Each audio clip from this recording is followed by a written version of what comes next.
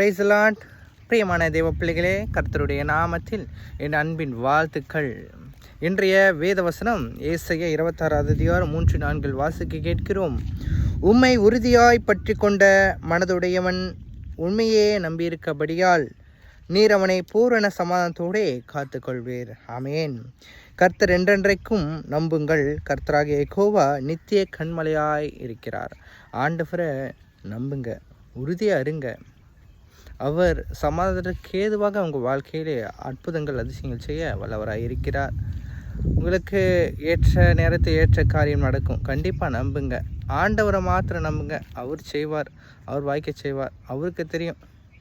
நம் இருதயத்தை ஆராய்ந்து அறிந்த நம் தேவனுக்கு தெரியும். நம்மை பற்றி, நம் எண்ணங்களை பற்றி எல்லாம் அவர் அறிந்திருக்கிறார். கர்த்தர் தாமே உங்களை ஆசீர்வதிப்பாராக. ஆமேன். God bless you.